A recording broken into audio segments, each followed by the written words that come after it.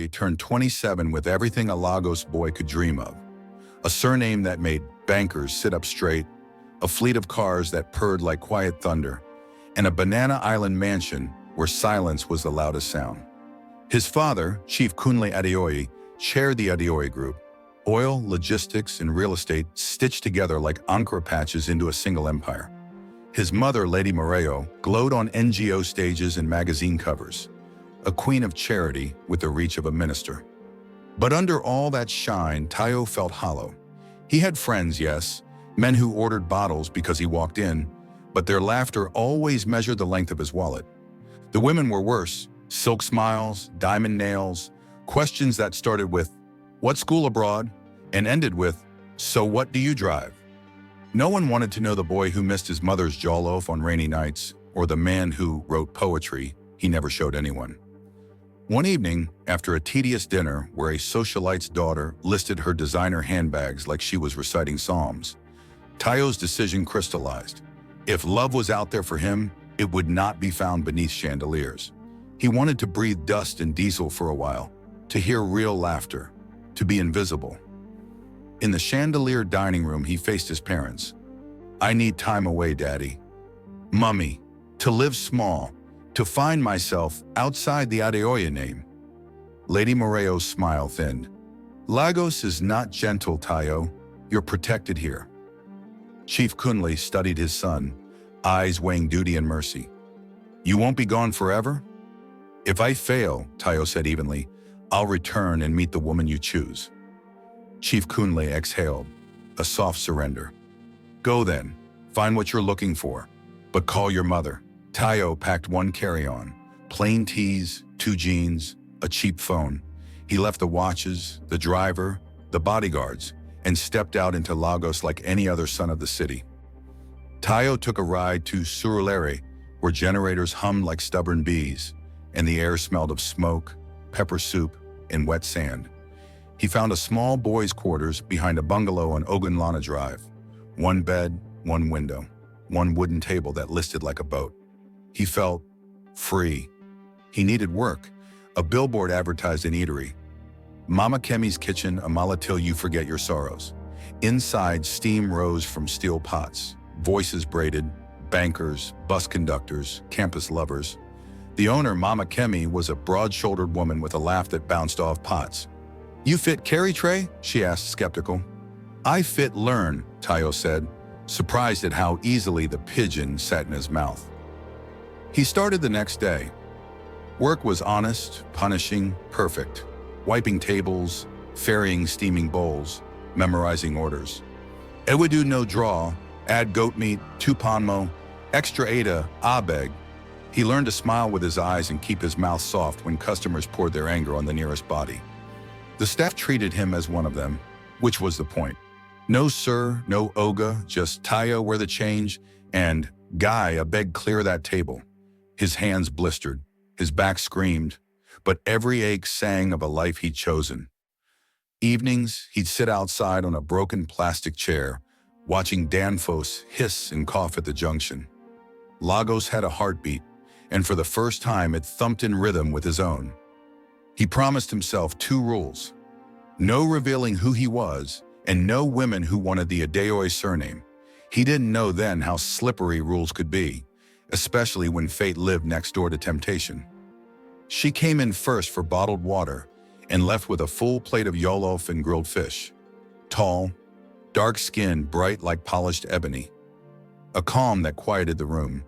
She paid in cash and thanked the kitchen staff one by one, like every hand mattered. Her name, she told him later, was Zara Bello, an accounting clerk attached to a fiber-laying project in EPE. She laughed easily and listened fully. She didn't ask where he schooled or what he drove. She asked what he liked about working there. "The noise," he said. "It drowns my thoughts." She nodded like she understood secret burdens. Over the next weeks, Zara returned, sometimes with the dusty crew from site.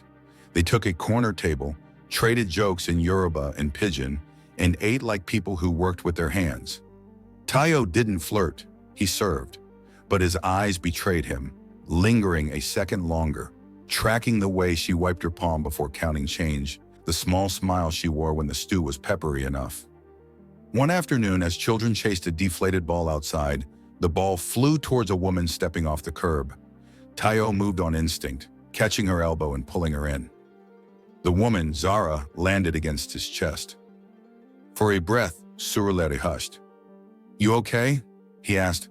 "I am now," she said, recovering, embarrassment shading her cheeks. "Thank you, Tayo."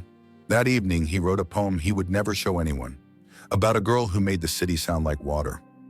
Not every smile in Lagos is a blessing. Tonya was a marketing assistant from a nearby office who liked the way Tayo moved. Quiet, careful, gentle with trays. She asked him out to a bar with Christmas lights dangling year-round. She liked photos with soft filters and captions about soft life. At first, Tayo tried. She was kind enough, talkative enough, and he was trying to be ordinary. But small leaks became a flood. "Babe lent me $5K, salary delay, then my laptop screen spoil, just $30K, then you know you're a man supposed provide small." The numbers were modest, but the intent stung. He helped because he is generous by default. He ignored because he wanted to believe better. But nagging unease grew each time she mentioned aim higher than serving amala, like ambition was a suit he'd forgotten to wear. Then came the corridor call. Tayo stepped out back with a tray of empty plates and heard Tonya's voice, low and sharp. "No wahala, I don't catch him no just be waiter. Na Adeoye peekin', I track come Surulere. Small, we go enter ring. Rich boys they like suffer play." Heat rose through Tayo's chest. She knew. She had followed him. The kindness curdled into strategy. He confronted her, voice steady. She stammered, then folded into anger when shame ran out. He walked away, shaking but lighter, as if a thorn had finally worked itself free. That night, he sat by the window, Lagos breeze warm on his face. Rule 1 had kept him safe. Rule 2 needed revision. Choose the woman who sees you when your name is hidden. He needed air narrower than Surulere streets. On a driver's tip, Tayo found a cheap room above a provision store in EPE, where the lagoon glints like spilled mercury and the evening smell of fish and pineapples. He took part-time work at Mr. Paul's Mini Mart, stacking cartons, greeting aunties, timing Nipa with muscle memory. That's where he met Jide, bright-eyed, always laughing, a hustler with a soft heart and taller dreams. Over bottles of malt outside the shop, Jide confessed without shame, "My guy, if I see rich woman way get sense, I go marry. Poverty no be virtue." Tayo smiled. He understood hunger for escape. He just feared the cost of selling your compass for a map. Enter Madame Yumoke, Ipe's unofficial mayor. She owned a 4-bedroom bungalow with lion statues at the gate, imported fabrics, and the loudest generator in 5 streets. She liked to be seen, and she liked to choose what she wanted. Lately, what she wanted, apparently, was Tayo. She began stopping by daily. She praised his neat stacking, lingered when his shift ended, invited him to carry a box to her car, then to carry conversation to her parlor. Jide wore a brave smile that tightened at the edges. He'd once imagined Madame Yumoke as his ladder out. "Now you she dey look," Jide said, half joking, half wounded. "She fit change your life." "My life no be for sale," Tayo answered softly. At night, he and Zara messaged. Voice notes, photos of fish grills and sunset water, jokes about Lagos traffic being a personality disorder. She never pressed for more. She just met his words in the middle and held them without squeezing. Madame Jumoke finally set the trap with sweet perfume and soft lighting. "Just dinner," she said. "You work too hard. Come and rest a little." The bungalow glowed like a crown at dusk. Inside, the parlor smelled of coconut oil and fried plantain. She had cooked okra with smoked fish, jollof that turned the air red, fried chicken that sang. He thanked her, careful, grateful, guarded. "You are always so serious," she murmured, stepping close. "Don't you ever get lonely?" "I manage," he said, smiling without teeth. "You don't have to manage with me." Her fingers brushed his collar. "Let someone care for you." He took her hand gently and placed it back at her side. "You deserve someone who is here because he wants you." Not because your house is big. The room tightened. Her lips trembled, then hardened. Go before I say something I won't take back. He left with thanks for dinner and a quiet prayer for her pride. Outside, the night air cooled his skin. He didn't feel triumphant. He felt sad for how much money tries to buy that it cannot keep. Back in his room, his phone blinked. A voice note from Zara. Long day. I passed Third Mainland at dusk. The water looked like melted glass. Are you okay? He typed, deleted, typed again. I think so. Today reminded me who I am and who I'm not. Zara replied with a single line that untied his chest. Good. I like the man you are. Lagos is two cities folded into one. The one that demands and the one that gives. With Zara, Tayo found the latter. They walked by the lagoon where fishermen mended nets with the patience of surgeons. They ate boli and groundnut by roadside fires that painted their faces amber. They talked dreams more than histories. She told him, I'm here on a long contract, fiber in the ground from EPE to Lekki Free Zone. After that, I don't know. The not knowing tugged at him, but he didn't press. He'd built a home in the silence between her sentences. Meanwhile, rumor did what rumor does. Someone from site called her madam with too much respect for an accounting clerk. Drivers paused when she spoke. Vendors gave her change exact to the last naira with two hands. Tayo noticed, but folded the thoughts like clothes he wasn't ready to wear. Jaide, restless, watched their closeness with a complicated face. Bro, you sure this your Zara no go keep you small? He teased, half envy, half warning. She already does, Tayo said, in the best way. On a day painted with smoke and sun, they shared a first kiss by the water. Simple, certain, a yes that needed no translation. Across town, Madame Yumoka made new calculations and called an old debt. Lagos, like love, never stays quiet for long. Jeet visited Madame Yumoka with his heart in his hands and a speech in his throat, only to watch it burn. He found her mid-argument with Mark, a quiet trader whose eyes now flashed with hunger and hurt. You think I will forget that money because we shared a bed? Mark snapped. Pay me my money, Yumoka. Jeet stood frozen as the story unraveled. Loans, promises, a seduction for leverage. Whatever pedestal he had placed her on cracked under his feet. He left into the hot night, shame and anger riding shotgun. At the mini-mart the next day, his jokes came out blunt. Bro, maybe you're right. Not every big gate hides peace. Tayo clapped his shoulder. We move. Zara sensed the storm and became shelter. More presence, less talk. She asked about his day, laughed at terrible puns, sent him photos of the sky like prayers. And yet Epe's peace had an expiry date. Her project was nearing completion. She stood with him under palm trees and told the truth in a voice that did not shake. I have to return to the island, to the city, to what waits for me there. Take me with you, the foolish part of his heart wanted to say. The wiser part waited. Come with me, she said first. Eyes open, palms open. There is more for you than this, if you want it. He looked at the road back to Lagos, the one he had fled, and saw his reflection waiting in its sheen. He didn't answer immediately. Lagos decisions deserve Lagos pauses. I'll think on it, he said, but I won't make choices out of fear. Days later, he walked to site to meet her and found boxes being loaded, cables coiled like sleeping snakes, and men calling instructions that sounded final. A worker, cheerful, volunteered what no one had told him. Our Madam Zara, Nashibioga of this contract. Real name Zainab Bello. If you know telecoms, you go know Bello Tech. Tayo's world tilted without moving. He watched her walk toward him, familiar face, unfamiliar context, and felt two truths collide. She reached for his hand. Let me explain. You're Zainab Bello, he said quietly, and I'm just Tayo. Her eyes begged and steadied at once. I hid my name because I wanted this, us to be real. I didn't want money to choose for you. His chest hurt in a clean way, like a stitch after a sprint. I understand, he said, and he did, because he'd been hiding too. I forgive you. They folded into each other, a hug that felt like amnesty. Later, alone, Tayo stared at the ceiling fan tracing endless circles and knew the clock on his own secret had started ticking louder. They returned to Lagos Island together, the skyline a crown of glass and ambition.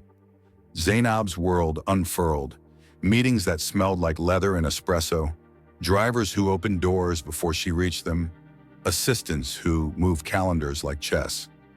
Tayo stayed in a friend's modest flat in Oniru, close enough to touch her life, far enough to remember his. He wanted to choose love without borrowing its clothes. Inevitable happened. "Meet my parents," she said. Alhaji Musa Bello and Hajia Farida Bello were elegance gathered into human shape. They were polite until they were not. "Where is your family from? What did you study? What do you do?" Each question was a blade dressed as curiosity. Tayo answered simply, refusing to lie but choosing a mission. "I work. I'm learning. I'm from here." When Zainab left the room, Farida's smile vanished. "Young man, you seem decent, but our daughter carries a weight you cannot lift. Walk away. Find a girl who won't be crushed by what you lack." An envelope slid across the table like an insult wearing perfume. He pushed it back. "I love your daughter. I'm not for sale." Their eyes hardened.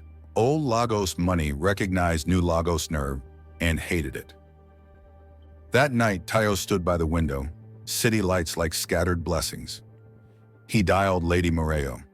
"Mummy, it's time I stop hiding." Her voice was warm and sure. "Then stop, my son. Be all of who you are, for someone who can carry it with you." Zainab invited him to a charity auction at Eko Convention Center, a night of gowns, gold, and giving. Tayo, who avoided flashbulbs like rain, saw in it a stage he hadn't asked for, but now needed. He told his parents everything. Chief Kunla listened, then chuckled, amused and proud. "You want to reveal yourself at a gala? Bold. Your grandfather would approve. Do you?" "I do. But remember, riches don't make you right. Character does. Lead with that. Always," Tayo said. He borrowed a simple black tuxedo that fit like respect. In the mirror, he looked like both versions of himself had finally agreed to share one body. He wasn't going to prove anything. He was going to stop pretending.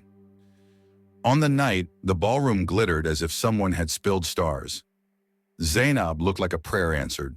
Silver gown, soft curls, eyes that found him across crowds and anchored him. They walked in together. During intermission, the host announced major patrons. "Please welcome Chief and Lady Adeoye and their son, Tayo Adeoye." Heads turned, cameras blinked alive. A murmur rolled through the hall like thunder that had remembered it had somewhere to be. Across the room, the Bellos froze. Farida's hand flew to her pearls. Musa swallowed his pride with effort. Zainab's eyes widened, not with betrayal this time, but with relief that the math finally balanced. When applause settled, Tayo didn't grandstand. He found Zainab, touched her elbow, and led her to the terrace where Lagos night breathed easier. "I should have told you," he said first. "I wanted to be small long enough to hear my own heartbeat. Then I met you, and size didn't matter anymore. I'm sorry I waited." She let the quiet count beats. "I pretended too. We both came into the light tonight." They laughed softly at the symmetry, then sobered at the cost. Inside, the Bellos recalibrated, already redrawing family trees in their minds. "And I love you," he said simply. "I love you," she answered, a vow disguised as a reply. They kissed with the city below like witness and choir. When they returned, both families approached. Lady Moreo hugged Zainab like a daughter destiny had been polishing. Chief Kunle shook Musa's hand with polite steel. Hajia Farida, chastened but still a mother, offered a measured smile. "It seems we all misjudged." "Perhaps we all learned," Lady Moreo said. Phones came out, pictures sealed the new narrative. Somewhere between flash and filter, the room decided this was a love story worth trending. Public acceptance is not the same as private peace. With the reveal came noise, blogs that chewed, influencers that speculated, DMs full of opinions nobody asked for. Zainab's board raised eyebrows about distractions. Adeoye Group's old guard directors reminded Chief Kunla that fairy tales don't sign contracts. Tayo shielded what he could, held Zainab's hand at meetings, waited in lobbies without sulking, learned the grammar of balance. Zainab fought where it mattered, on her board, in her home, at Sunday lunch with aunties who measured love in square footage. They made a pact: no lies, no long silences, no weaponized pride. Meanwhile, EPA closed its chapter. Jeed called with good news. He'd started apprenticing with a legit auto parts dealer in Ladipo, away from Madame Jumoke's orbit. "Guy, you show me say man fit get dignity and still chase better life," he said. "I day learn." Tayo sent a small investment quietly. Some wealth is best when it arrives without fanfare. In Surulere, Mama Kemi posted a photo of our waiter way turned big man, but still they greet. In the comments, strangers argued about class. Tayo smiled. Lagos would Lagos. He and Zainab would love. Hajia Farida requested a private coffee. Eko Hotel's lobby smelled of lilies and old money. She arrived precise as a semicolon. "I was wrong to judge you," she began, a sentence that cost her something to say. "But marriage is not a romance film. Can you carry our daughter's world?" "I won't carry it," Tayo said. "We will carry it together." She studied his face for the tremor of performance and found none. She nodded once. "Then carry this as well, her history." She spoke of Zainab at 19 in the US, coding all night, of pitches that failed until they didn't, of a daughter who learned to be steel without rusting. By the time Farida finished, the older woman's eyes were wet, and Tayo's respect had deepened into reverence. Farida reached into her bag. For a second, his heart sank at the memory of the bribery envelope. Instead, she placed a velvet ring box on the table. "Not a test, a blessing, if you intend it." He smiled, surprised by the sting in his own eyes. "I do." They drove at dusk to the underbelly of Third Mainland Bridge, to the graffiti wall where fishermen tell time by the color of the water. Friends hid poorly. A saxophonist pretended to be uninterested. The city roared above them like a giant with somewhere to be. Tayo read from a small page he'd kept in his wallet since Surulere, a poem about water and noise, about a girl who made Lagos sound like a lullaby. He knelt on concrete that had held 1,000 stories and offered one more. "Zainab, be my partner in building and resting, in leaving and returning. Marry me." Her yes came with tears and laughter, with aunties screaming on WhatsApp calls, with strangers clapping because love is Lagos's favorite gossip. He slid the ring under her finger. Above them, traffic never stopped. Beside them, the lagoon kept breathing. Between them, something forever settled. Engagement brought vendors, planners, and unsolicited profits. It also brought Tanya's return, via blog comments and burner accounts. He always wanted rich women. He lied to me. Screenshots cropped context like wings. Zainab found the post first and sent Tayo a quiet link. "Do we address?" "We live," he replied. Still, he visited Tonya in person at a small office in Yaba. "You don't need me to move on," he said. "You need you." He offered no money, only a boundary and a blessing she wasn't ready to receive. She rolled her eyes but didn't stop him from leaving. Some chapters end without applause. Back home, Zainab folded him into a hug that made the world small enough to hold. Introductory visits were a festival of lace and layered questions. Anybody in the Adeoye matriarch pinched Zainab's chin. "Fine girl, do you cook?" Zainab smiled. "A billion-dollar woman can still make okra that will make you write poetry, mama." Laughter disarmed suspicion. At the Bellos, uncles tested Tayo with sarcasm. Aunties tried to measure his humility. He answered with stories about Surilare's steam, Epe's water, and the poem that saved his fear from hardening. By evening, the house had decided, this one is safe. They chose a ceremony that felt like them. Nikah at the mosque with quiet vows, court signing with tidy fonts, and a reception at Landmark Beach where the breeze edited sweat. Asoebi shimmered teal and gold. Friends from EPE came in a small hired bus, cheering like they'd won a league. Lady Moreo danced like joy had feet. Chief Kunle gave a toast that sounded like legacy making room for love. Hajia Farida and Alhaji Musa watched their daughter with pride that swallowed old fear. When Tayo and Zainab kissed, fireworks scribbled their names across skywater. Marriage began where hashtags end, morning breath, shared calendars, meetings that refused to move. They made a home in Eko that felt like Surulere in disguise, a small reading corner, plantain on Saturdays. Night walks without entourage. Tayo took a formal role, head of community investments at Adeoye Group, turning CSR into actual change. Scholarships in Ajagunle, boreholes in Ibeju, coding clubs in EPE. Zainab scaled Bello Tech's rural internet push, putting fiber beneath